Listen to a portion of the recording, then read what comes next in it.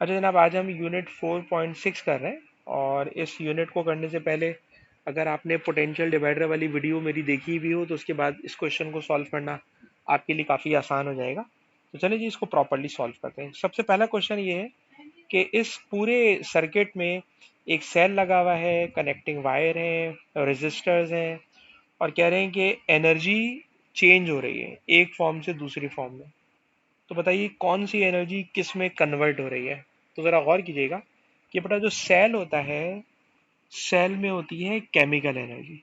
तो मैं यहाँ से स्टार्ट करूँगा कि chemical energy of cell converts into electrical energy. Cell में से करंट आ रहा है, तो केमिकल एनर्जी कन्वर्ट हो रही है इलेक्ट्रिकल एनर्जी में। और जब ये इलेक्ट्रिकल एनर्जी पास करती है थ्रू रेजिस्टर, तो अब्दुल्ला बताना, रेजिस्टर से पास करेगी तो इसमें किस में कन्वर्ट हो जाएगी? बिल्कुल जनाब, रेजिस्टर कन्वर्ट्स इनटू थर्मल। ठीक है जनाब, थर्मल में लिख दें, हीट में लिख दें, तो फाइनली हीट में कन्वर्ट हो जाएगी। तो इस वाले सर्किट के अंदर केमिकल एनर्जी सेल की पहले इलेक्ट्रिकल में जा रही है, फिर फाइनली थर्मल में जा रही है। अच्छा जी, उसके बाद क्वेश्चन में आ गए। क्वेश्चन जनाब ये है कि वोल्ट मीटर की रीडिंग 2.4 वोल्ट है। ठीक है जनाब, 2.4 वोल्ट है। और क्वेश्चन है, बताइए 120 ओम रेजिस्टर पर कितना करंट पास हो रहा है। तो जनाब हमारे पास फॉर्मूला है ओम्स लॉ। ओम्स लॉ होता है V is equal to I R. तो अगर आपके पास वोल्टेज मौजूद है 2.4, करंट आपने कैलकुलेट करना है, रेजिस्टेंस है 120 ओम, तो V is equal to I R के अकॉर्डिंगली मैंने वोल्टेज लिखा, डिवाइड कर दिया इसके रेजिस्टेंस से, तो रिजल्ट आया 0.02। और 0.02 एम्पियर में भी लिख सकते हो, और दिल चाहे तो इसको मिली एम्पियर में भी कन्वर्ट कर सकते हो। ये आपकी मर्जी पर है, पर कोई ज़रूरी नहीं है। तो जो आंसर आया है ये आंसर भी काफ़ी है। लेकिन अगर मैं इस वाले आंसर को ऐसे ही तफरी में आपसे बोलूँ, ये 20 एक्सपोनेंट -3 लिखा हुआ है, तो मेरे ख्याल में इसको अगर मैं लिख दूँ 20 मिली एम्पियर, तो ये भी एक अच्छा आंसर होगा। खैर 0.02 एम्पियर। अच्छा जी, आगे चले। नेक्स्ट पार्ट के अंदर कहते हैं कि जनाब पीडी कैलकुलेट करें अक्रॉस वायर पी। बताइए इस पर पीडी कितना होगा। अब्दुल्ला बेटा आप बताइए, कल रात को मैंने पोटेंशियल डिवाइडर पढ़ाया है, इसलिए वायर पी पर कितना पीडी आएगा। बिल्कुल सही आपने कहा सर, टोटल ईएमएफ 9 है, 9 में से 2.4 रजिस्टर पे चला गया तो बाकी बचा 6.6। तो पी पर पीडी होगा 6.6 वोल्ट। ठीक है, एक बात। दूसरी बात बताइए, अभी अभी आपने, बल्कि लिख दे दे रहा हूं मैं यहाँ पे, ये आ गया 6.6 वोल्ट। अच्छा ये बताइए, अभी अभी आपने करंट कैलकुलेट करा है, इसका करंट है 0.02 एम्पियर। पता ना वायर पी से कितना करंट पास कर रहा होगा। करंट सेम होगा, तो सर इसका भी जो करंट होगा ना सर, वो होगा 0.02 एम्पियर, क्योंकि सेम करंट दोनों में से पास करेगा। रेजिस्टर का करंट 0.02 है, तो वायर का करंट भी 0.02 ही होगा। और अगर आपको करंट भी पता है तो क्वेश्चन में पूछ रहे हैं रेजिस्टेंस बताइए, तो V is equal to I R. PD है वायर का 6.6, करंट है 0.02, आर बेटा कैलकुलेट करना है। तो देखिए बेटा, मैंने लिखा 6.6 डिवाइडेड बाय 0.02, तो रिजल्ट आ रहा है 330 ओम्स। तो रेजिस्टेंस हो गई इसकी 330 ओम्स। ठीक। अच्छा जी, अब जरा एक दूसरे क्वेश्चन में आपको लेके जा रहा हूँ। दूसरे क्वेश्चन का मतलब है स्टाइल थोड़ा सा चेंज होने जा रहा है। और अब स्टाइल होने जा रहा है R is equal to rho length over area. और आपको ये मैंने प्रैक्टिस कराई भी है कि जितनी लेंथ इंक्रीज होती है, रेजिस्टेंस भी उतनी इंक्रीज हो जाती है। ठीक है जनाब। तो क्वेश्चन ये है कि मेरे पास एक वायर था पी, उस वायर पी को मैंने सीधा बना दिया। और अब कह रहे हैं मेरे पास एक दूसरा वायर है, इसका नाम है क्यू। तो क्वेश्चन में गिवन है कि वायर पी की लेंथ एल है और वायर क्यू की लेंथ 5L है। तो अब्दुल्ला मुझे बताइए, अगर लेंथ 5 टाइम इंक्रीज हुई है तो रेजिस्टेंस में कितना चेंज आ जाएगा? बताइए बेटा। 5 टाइम बढ़ जाएगी। तो P की रेजिस्टेंस 330 थी, तो सर Q की रेजिस्टेंस 330 मल्टीप्लाई 5 कर देंगे। लेंथ का इफेक्ट मैंने सॉल्व कर दिया कि लेंथ 5 टाइम इंक्रीज कर गई है, तो रेजिस्टेंस भी 5 टाइम इंक्रीज हो जाएगी। एक बात हो गई। दूसरी बात पर आइए, यहाँ जो एरिया लिखा हुआ है आपको याद होगा, एरिया होता है सर पाई आर स्क्वायर, या क्वेश्चन डायमीटर की फॉर्म में हो तो पाई डी स्क्वायर अपॉन 4। अब आप गौर कीजिए, मटेरियल चेंज नहीं हो रहा, पाई चेंज नहीं हो रहा, 4 चेंज नहीं हो रहा, रेजिस्टेंस डायमीटर स्क्वायर के साथ इनवर्सली प्रोपोर्शनल है। और याद रखिएगा, जब इनवर्सली प्रोपोर्शनल का रिलेशन हो ना, इनवर्सली प्रोपोर्शनल का रिलेशन हो, तो मैंने आपको ये प्रैक्टिस कराई भी है जो दोबारा याद दिला रहा हूँ, कि अगर डायमीटर 2 टाइम करोगे ना तो 2 का स्क्वायर 4, रेजिस्टेंस 4 नहीं बल्कि 1/4 हो जाएगी। इनवर्सली रिलेशन है। अगर डायमीटर 3D करूंगा तो 3 का स्क्वायर 9, तो रेजिस्टेंस 9 नहीं 1/9 हो जाएगी। इनवर्सली रिलेशन है। अब्दुल्ला बेटा बताइए, अगर मैं डायमीटर हाफ कर दूं, तो आप मुझे बताइए डायमीटर हाफ कर रहा हूं तो रेजिस्टेंस में कितना चेंज आएगा बेटा, बता।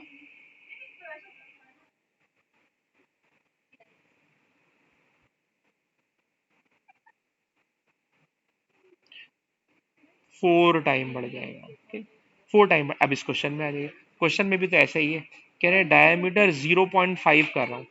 यार 0.5 का मतलब होता है हाफ, 0.5 का मतलब होता है हाफ, तो डायमीटर हाफ कर रहे हो। सर अगर आपने डायमीटर को हाफ किया तो रेजिस्टेंस 4 टाइम इंक्रीज होगी। इसका मतलब ये हुआ कि इसको भी 4 से मल्टीप्लाई कर देगा। तो आप देखिएगा 330 स्क्रीन पे मेरे पास पहले से लिखा हुआ है, उसको बेटा मैंने मल्टीप्लाई करा 5 से, मैंने मल्टीप्लाई करा 4 से, तो रिजल्ट आ रहा है 6600। तो इसका रिजल्ट है वायर क्यू की रेजिस्टेंस है 6600। और इसको किसी साइंटिफिक नोटेशन में भी लिख सकते हैं, पर काफ़ी है इतना लिखना। तो 6600। तो अब्दुल्ला बेटा ये वाली बात समझ में आई कि हमें वायर पी की रेजिस्टेंस पता थी 330, वायर क्यू की लेंथ 5 टाइम ज़्यादा है। अगर लेंथ 5 टाइम होगी तो रेजिस्टेंस 5 टाइम हो जाएगी। डायमीटर हाफ करोगे तो रेजिस्टेंस 4 टाइम हो जाएगी। तो मैंने बेटा मल्टीप्लाई करके रिजल्ट सारे कैलकुलेट कर लिए। अब्दुल्ला समझ में आया सवाल बेटा आपको? ठीक है जी।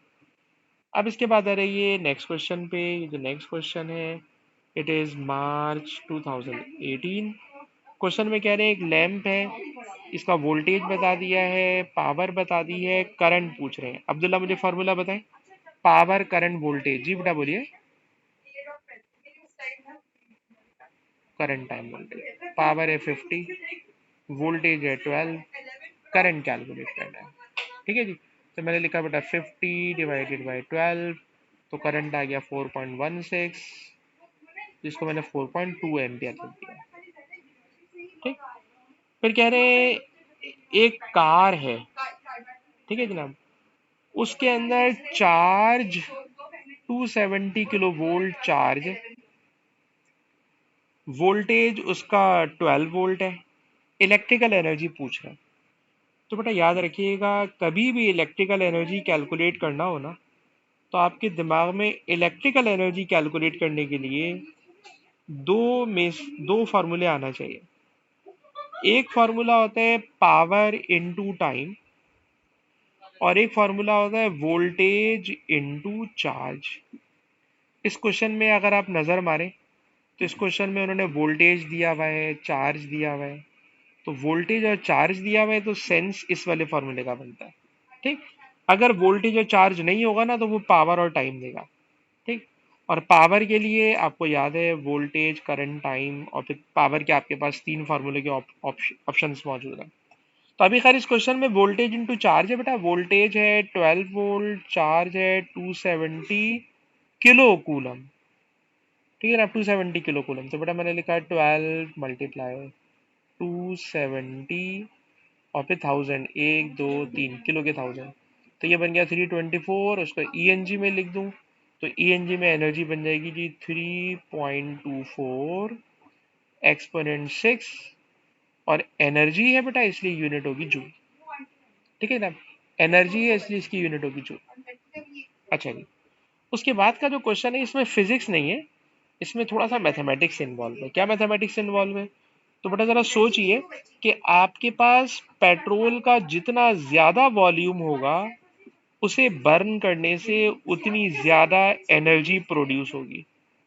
कॉमन सेंस की बात है कि अगर आपके पास 1 लीटर पेट्रोल है तो उसको बर्न करने से कम थर्मल एनर्जी प्रोड्यूस होगी, लेकिन अगर मैं 5 लीटर पेट्रोल में आग लगा दूं तो वॉल्यूम ज्यादा होगा, तो वो ज्यादा थर्मल एनर्जी प्रोड्यूस करेगा। आइए क्वेश्चन में, क्वेश्चन में कहते हैं जनाब कि 1 cm³ अगर वॉल्यूम हो, 1 cm³ वॉल्यूम हो, तो इसे बर्न करने से एनर्जी प्रोड्यूस हो रही है 3.6 एक्सपोनेंट 4 जूल।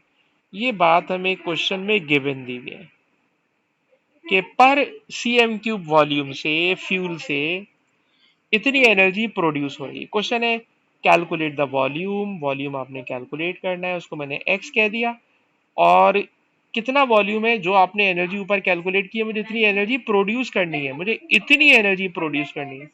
सर एनर्जी है 3.24 एक्सपोनेंट 6, इतनी एनर्जी मैंने प्रोड्यूस करनी है। तो सर ऑब्वियसली जो आपके पास नंबर लिखा हुआ है स्क्रीन पर, ठीक है जनाब, जो नंबर अभी अभी हमारे पास लिखा हुआ है 3.24 कैलकुलेटर में लिखा हुआ है, उसको 1 से मल्टीप्लाई करना है। ऑब्वियसली 1 से मल्टीप्लाई करना बेकार है, और फिर डिवाइड कर देना है इस नंबर से, क्रॉस मल्टीप्लिकेशन आप समझते हैं। तो चलिए जनाब मैं इसको डिवाइड करने जा रहा हूँ 3.6 एक्सपोनेंट 4 से, तो जनाब रिजल्ट आ रहा है 90। और बताएंगे इस 90 की यूनिट क्या होगी? तो सर वॉल्यूम cm³ में है, इसलिए इसका आंसर भी cm³ में होगा। ठीक, और ऐसी एक्स्ट्रा नॉलेज दे रहा हूँ, cm³ को बेटा डेली लाइफ में हम लोग बोलते हैं मिलीलीटर। ठीक है जनाब, मिलीलीटर, ये बात एक्स्ट्रा बोल रहा हूँ, वरना cm³ पे क्वेश्चन हमारा खत्म हो चुका है। और अगर कहीं dm³ लिखा हो तो याद रखिएगा ये लीटर होता है, dm³ को लीटर बोलते हैं और cm³ को मिलीलीटर बोलते हैं। खैर एक्स्ट्रा बात की मैंने, क्वेश्चन में आगे चलते हैं। नेक्स्ट क्वेश्चन बेटा ये है कि ये एक नया सिंबल आ रहा है सर्किट्स का, इसे बोलते हैं heater. It is a symbol of heater. तो आप देखिए बेटा 3 हीटर लगे हुए हैं एक्स वाई जेड, और तीनों हीटर्स के साथ सेल्स सॉरी कीज लगी हुई हैं, स्विच लगे हुए हैं। तो कह रहे हैं switch can be in one of the 3 position, obviously किसी एक पोजीशन पर आएगा। तो कह रहे हैं position A off as shown, position B low heater power, position C high heater power.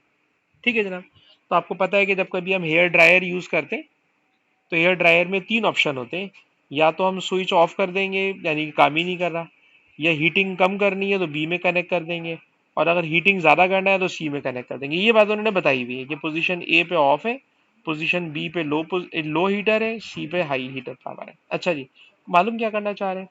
कह रहे तीनों हीटर्स की पावर 1000 वॉट्स की है। ठीक है ना, तीनों हीटर 1000 वॉट्स के हैं जब इनको यूज किया जाएगा।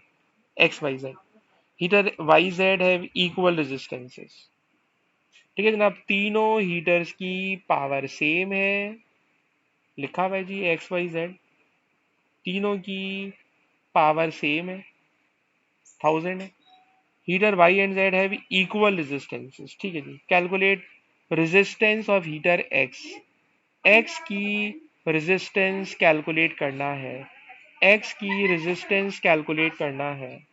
ठीक, तो बेटा जरा देखिएगा कि x की उन्होंने पावर दी हुई है 1000, तो 1000 तो इसकी पावर है।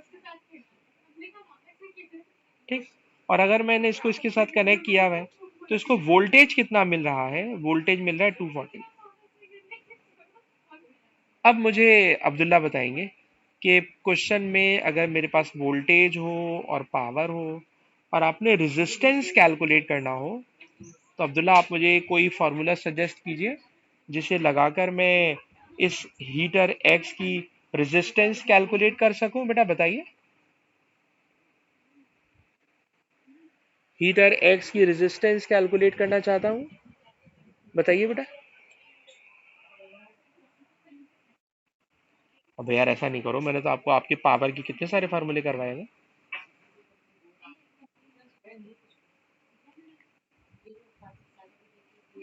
पावर के 3 फार्मूले है ना यार। हाँ। अरे यार अब्दुल्ला ऐसा कर रहे हैं आप तो। भाई पावर के 3 फार्मूले। फॉर्मूला है वी स्क्वायर अपॉन आर। ठीक है ना। आपने आर कैलकुलेट करना है बेटा, आर को सब्जेक्ट बना लें। तो ये बन जाएगा वी स्क्वायर यानी 1000 square divided by power. Power है, सॉरी मैंने गलत स्क्वायर लगा दिया, वी स्क्वायर है, वोल्टेज है 240। तो 240 का स्क्वायर दैट इज वोल्टेज। आर बेटा इधर आ चुका है, पी इधर आ चुका है, पावर है 1000। पावर है बेटा 1000, तो मैंने लिखा है 240 स्क्वायर, और जो रिजल्ट आया डिवाइडेड बाय 1000। तो मेरा रिजल्ट बन गया जी 57.6। ये मैंने निकाली है रेजिस्टेंस ऑफ हीटर एक्स। ठीक है ना, resistance of heater x it is 57.6। और सारे नंबर अगर मैक्सिमम 2 SF में, तो इसको 58 पे राउंड ऑफ करा देना चाहिए। ठीक है ना, तो इसको बेटा मैंने 58 ओम पर राउंड ऑफ करा दिया। अच्छा जी, अब आ जाइए इसके ऊपर, रेजिस्टेंस ऑफ हीटर वाई। अब आप जरा सोच के बताइएगा कि बताइए जब मैं वाई के लिए वर्किंग करना चाहूंगा, वाई के लिए वर्किंग करना चाहूंगा, वाई के लिए, ठीक है ना, तो मुझे बताओ वाई और जेड दोनों किस तरह कनेक्ट हुए हैं, बताएं बेटा। वाई और जेड किस तरह कनेक्ट हुए हैं? जी बेटा बोले। सीरीज में हुए हैं। अगर सीरीज में हुए हैं तो ये जो 240 वोल्ट है, क्या दोनों को 240 वोल्ट मिलेगा या क्या होगा? आधा आधा हो जाएगा। बताइए आधा आधा होने की वजह। सर वाई और जेड दोनों की इक्वल रेजिस्टेंस है। जब इक्वल रेजिस्टेंस होती है तो वोल्टेज दोनों में आधा आधा हो जाता है।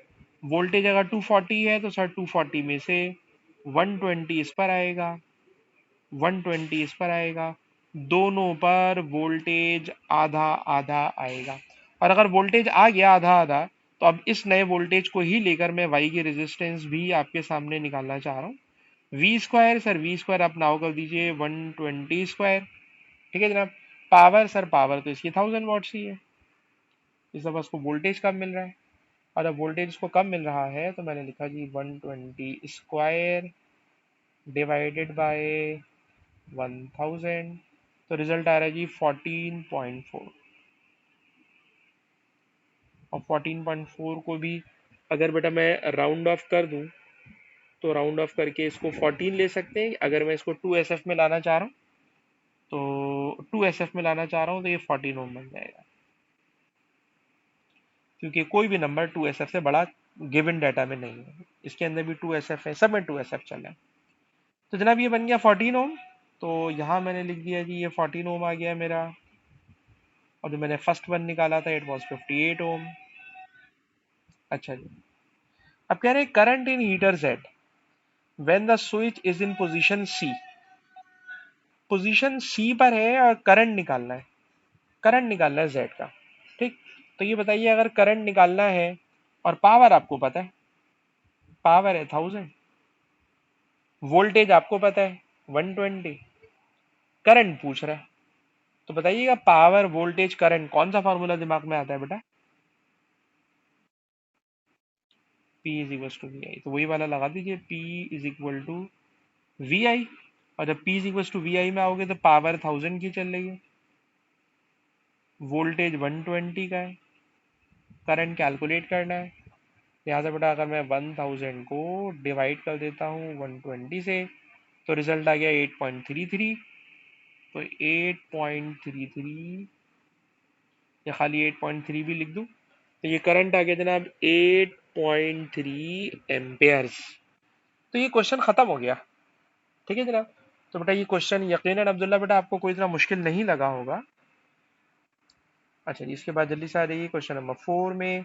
अगेन दो हीटर्स हैं। अगर बिल्कुल सिंपल क्वेश्चन होगा तो होमवर्क देना चाहूंगा। क्वेश्चन के अंदर कह रहे हैं जनाब वोल्टेज है 230, तो दोनों पैरेलल में है, तो सर दोनों पे 230 आ जाएगा।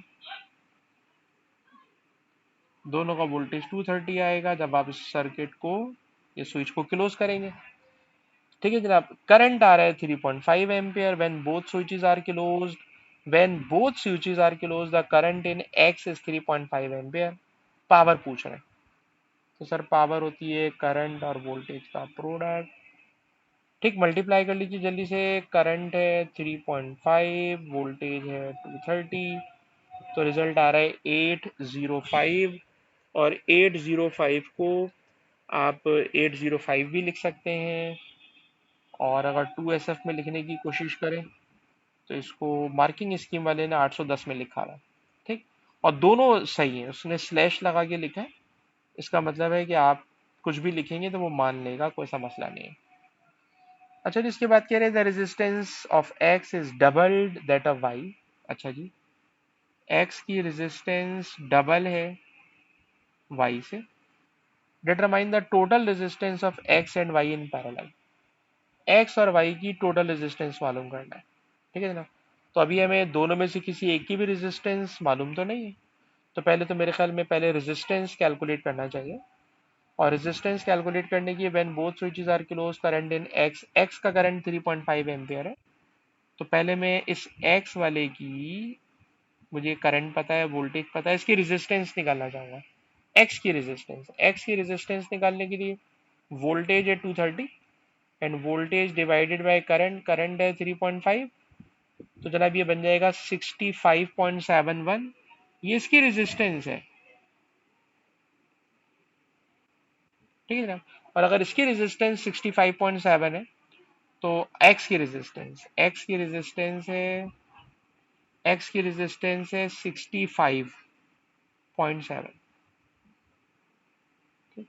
और कह रहे हैं वाई की रेजिस्टेंस सर इससे आधी हो जाएगी।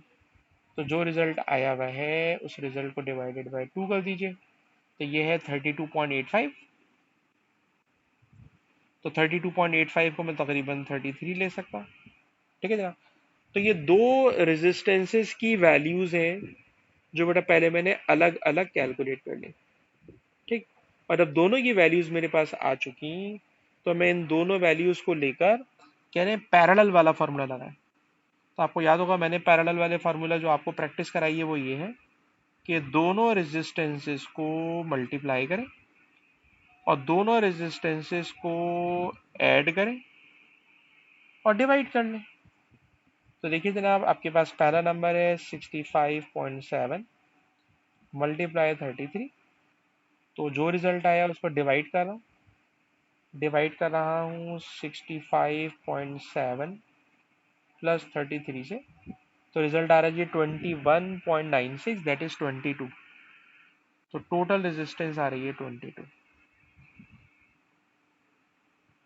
तो अब्दुल्ला भाई कोई नई बात नहीं आने वाली, कोई नई बात नहीं आने वाली।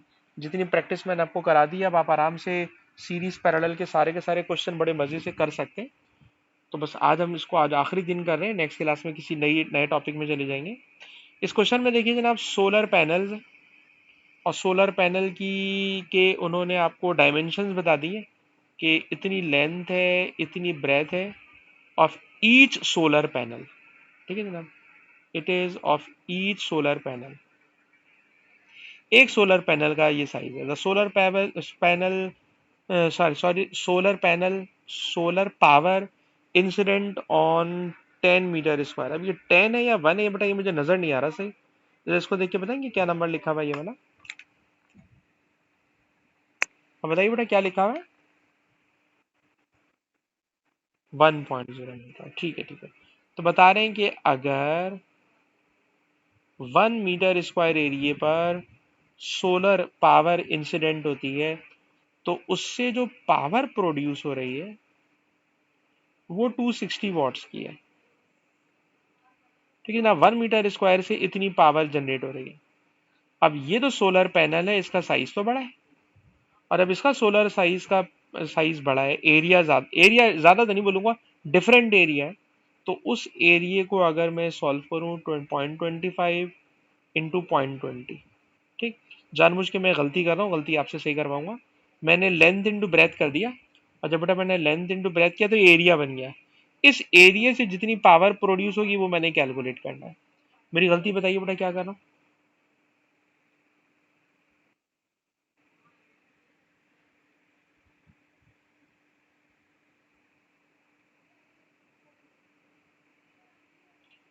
गलती बेटा मैं ये कर रहा हूँ कि सर ये लेंथ इंटू ब्रेथ जो मैंने लिखी है ना, ये एक सोलर पैनल की है, और इस क्वेश्चन में सोलर पैनल है दो। ठीक है जी, सोलर पैनल है दो। अगर सोलर पैनल दो है तो एरिया को टू से मल्टीप्लाई करना पड़ेगा, ये मेरी मिस्टेक है। ठीक है बेटा। अच्छा, अब इसके बाद वाला जो काम है सर वो सिंपल क्रॉस मल्टीप्लाई है। इसको इससे मल्टीप्लाई करना है, और इसको इससे मल्टीप्लाई करना है, वो तो खैर कोई मसला ही नहीं है। तो चलो जी मल्टीप्लाई करते हैं। मल्टीप्लाई क्या होने जा रहा है तो ज़रा देखिए। मैंने लिखा है जी 2 × 0.25 मल्टीप्लाई 0.2 मल्टीप्लाई 260। सब कुछ मैंने मल्टीप्लाई कर दिया, तो पावर आ रही है जी 26 वॉट्स। जी अब्दुल्ला भाई, बात समझ में आ रही है कि 1 मीटर स्क्वायर से इतने एरिया पर सनलाइट पड़ेगी तो इतनी पावर प्रोड्यूस होगी, ये स्टैंडर्ड है। अब कितनी पावर पैदा होगी इस सोलर पैनल से, तो सोलर पैनल दो थे इसलिए मैंने टू से मल्टीप्लाई कर दिया। अच्छा जी, आगे चले, कह रहे the total, sorry, the output of charger, output of charger इतना है, ये आउटपुट ऑफ चार्जर है। कैलकुलेट एफिशिएंसी, इस बात का क्या मतलब है तो जरा सुनिए। सर एफिशिएंसी हमेशा होती है पावर आउटपुट और पावर इनपुट का रेशो। ठीक। खुद कह रहे हैं जो पावर आउटपुट है, आउटपुट ऑफ चार्जर, वो दी हुई है 0.95 इंटू 20 वोल्ट। तो आपको पता है उसने करंट और वोल्टेज दिया है, करंट और वोल्टेज दिया है। तो करंट और वोल्टेज को मल्टीप्लाई कर दो, तो करंट है 0.95, वोल्टेज है 20, तो ये हो गया current into voltage, V into I, divided by input power. Sir input जो आ रही है चार्जर के लिए, वो जाहिर सी बात है सोलर पैनल से आ रही है। तो सोलर पैनल इनपुट कर रहा है 26 वॉट, यानी सोलर पैनल का अपना आउटपुट 26 वॉट है, पर वो चार्जर के लिए इनपुट बन जाएगा ना बेटा। सोलर पैनल इतनी पावर दे रहा है, तो सोलर पैनल जितनी पावर दे रहा है वो चार्जर के लिए इनपुट है, तो चार्जर का इनपुट 26 है चार्जर के लिए, सोलर से आ रहा है। ये मुझे आउटपुट दे रहा है, मैंने इसकी क्या कैलकुलेट करना है, एफिशिएंसी। तो आइए इसको कैलकुलेटर में सब्सटीट्यूट करते हैं, 0.95 इंटू 20, जो रिजल्ट आया उसको बेटा मैं डिवाइड कर रहा हूँ 26 से, तो रिजल्ट आ रहा है 0.73। और अगर मैं इसको 100 से मल्टीप्लाई कर दूँ तो ये परसेंटेज में कन्वर्ट हो जाएगा, तो ये बन जाएगा 73%। It is the efficiency of charger. अच्छा जी, three devices A, B and C are connected together and then connected to a 20-volt charger. The potential difference across A is measured 14 volt, across B is 14 volt, and across C is 6 volt. अच्छा जी. Complete figure 7.22 show the arrangement of the devices connected to the charger. Draw devices B and C as similar boxes to the box shown for device A. ठीक है जी। तो ये बताइए बेटा कि इस question में अगर हम देखें तो तीन डिवाइसेस हैं, तीनों डिवाइसेस को 20 वोल्ट की बैटरी से कनेक्ट किया जा रहा है, और खुद बता रहे हैं कि जो डिवाइस ए है इस पे 14 वोल्ट आ रहा है। ठीक है साहब, जरा थोड़ा ख्याल रखिएगा इस बात का कि डिवाइस ए पर 14 वोल्ट है, डिवाइस बी पे 14 वोल्ट है, और डिवाइस सी पे 6 वोल्ट है। ठीक है जी। ड्राइंग आपने बनानी है तो मैं बना दूंगा, लेकिन आप मुझे सजेस्ट तो करें कि ए बी सी सब सीरीज में लगा दूं या कोई सीरीज कोई पैरेलल। आपको क्या लगता है, आप मुझे सजेस्ट कीजिए बेटा।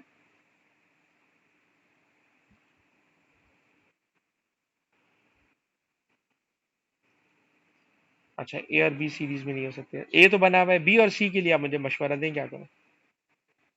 वो दोनों पैरेलल, वो दोनों सीरीज में हो सकते हैं। अबे सीरीज में कोई वोल्टेज वोल्टेज थोड़ी सेम होता है। एक मिनट रुको, एक मिनट रुको, एक मिनट रुको। ए के साथ बी कैसे लगेगा, पहले ये बताओ। ए के साथ बी कैसे लगेगा। सही कह रहे हो, क्योंकि ए और बी दोनों का वोल्टेज 14 वोल्ट है। ठीक है ना। तो आपकी ये वाली बात बिल्कुल सही है, मैंने ए के पैरेलल बना दिया डिवाइस बी। ठीक है ना। अब ये बी डिवाइस है जिसको मैंने पैरेलल में लगाया है ए के साथ। ठीक है जी। उसके बाद बताइए सी को कैसे लगाऊं।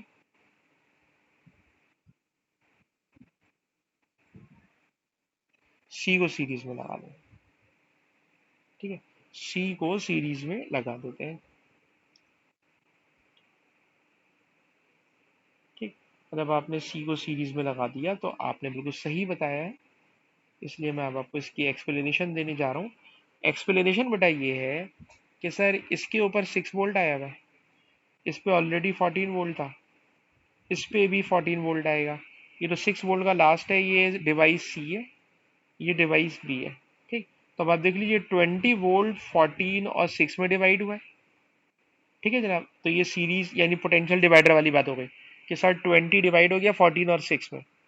और ए और बी आपस में पैरेलल कनेक्टेड है सर, पैरेलल में दोनों का वोल्टेज सेम होता है। तो आपने अब्दुल्ला बेटा बिल्कुल बेहतरीन बताया है, इट इज परफेक्ट आंसर। आगे चले।